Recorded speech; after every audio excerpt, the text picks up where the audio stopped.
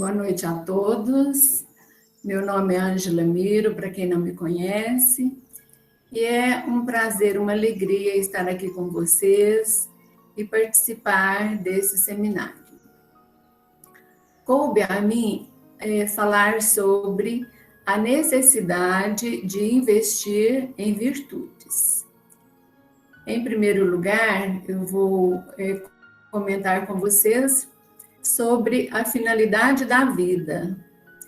No túmulo de Kardec está gravada a seguinte frase: nascer, morrer, renascer ainda e progredir sem cessar. Esta é a lei. Então, queridos companheiros, o verdadeiro sentido da vida, na visão espírita, é o progresso do espírito, esteja ele na condição de encarnado ou desencarnado, ou seja, evoluir. Kardec nos disse: reconhece-se o verdadeiro espírita pelo esforço que ele faz para vencer as suas más tendências. Mas quais são essas más tendências? São os vícios e os defeitos. Vícios são hábitos de ações moralmente condenáveis. E os tipos mais comuns de vícios? O álcool, o fumo, a droga, jogo, a gula, abusos sexuais, entre outros. E os tipos mais comuns de defeitos? Nós temos o egoísmo, o orgulho, o ciúme, a inveja, a vaidade, maledicência, preguiça, rancor, vingança, entre outros. E as consequências dos vícios e defeitos? Vai ocorrer a geração de energias densas, aumentando a densidade perispiritual e dificultando o desprendimento da alma após o desencarne. Outra consequência seria danos a si próprio e ao próximo. Os defeitos, eles nos impedem de fazer o nosso progresso moral. Como fazer para vencer os vícios?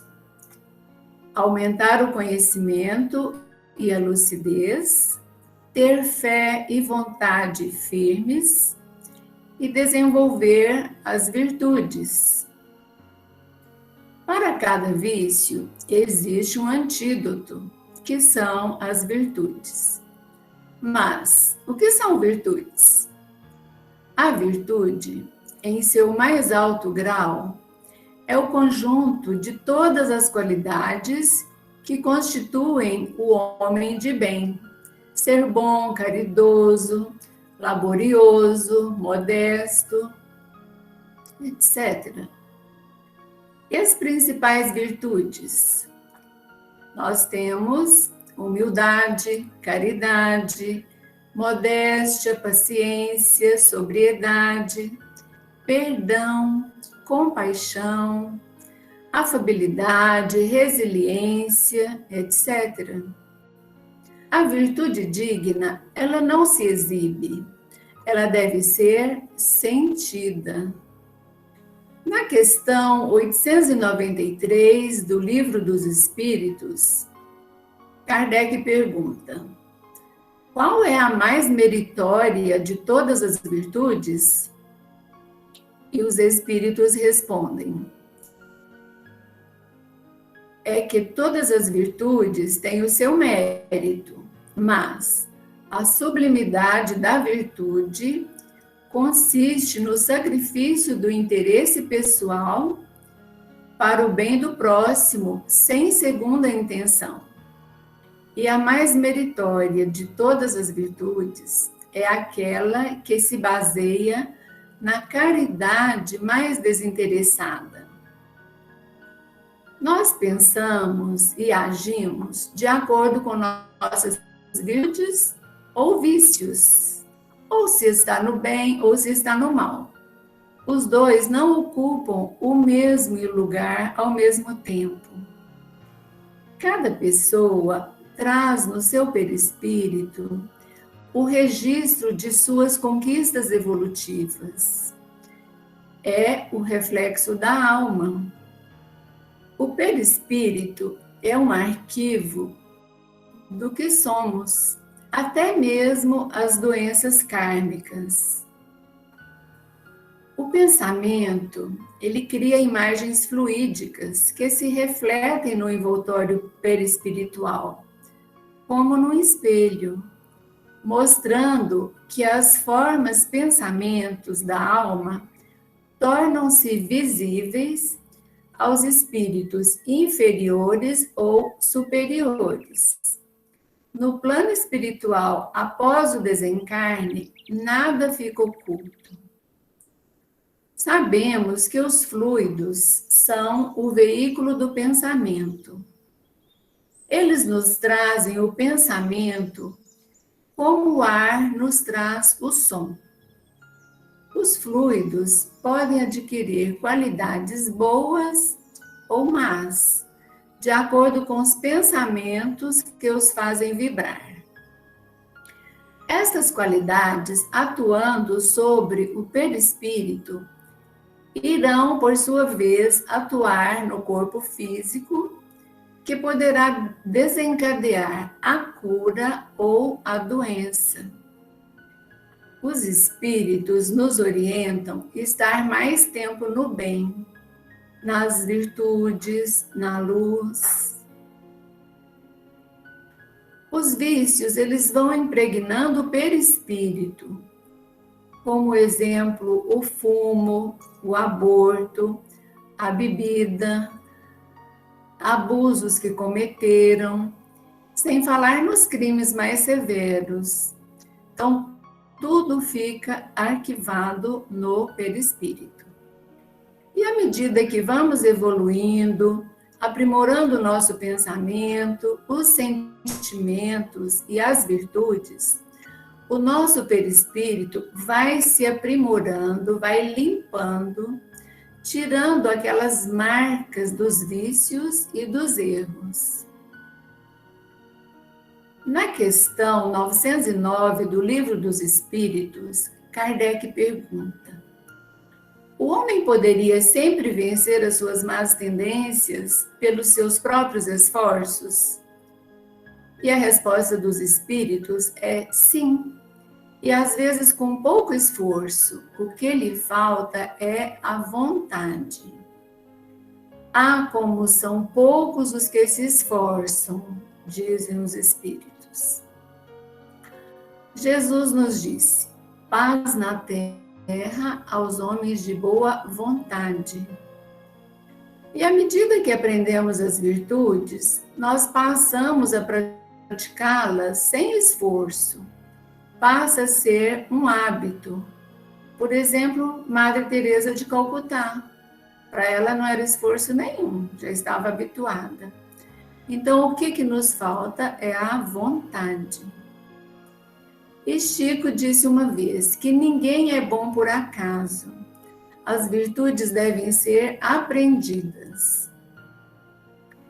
Emmanuel tem uma frase muito interessante que diz assim: a única voz que o orgulho respeita é a voz da humildade. E a única voz que a violência respeita é a voz da paz e da brandura. A violência não ouve a violência e o ódio também não escuta o ódio. Não devemos retribuir o mal com o mal, para não assimilar a sua sintonia. Só o sentimento de amor pode anular o mal. Precisamos conquistar a nossa paz interior e não deixar que nada nem ninguém interfira nesta nossa paz.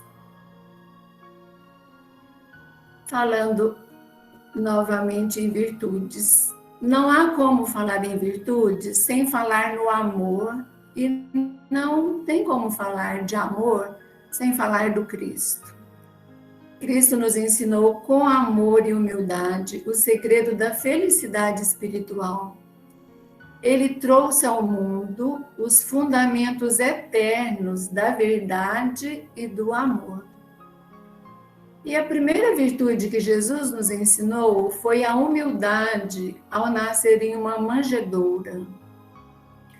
A manjedoura assinalava o ponto inicial da lição salvadora do Cristo, a nos dizer que a humildade representa a chave de todas as virtudes.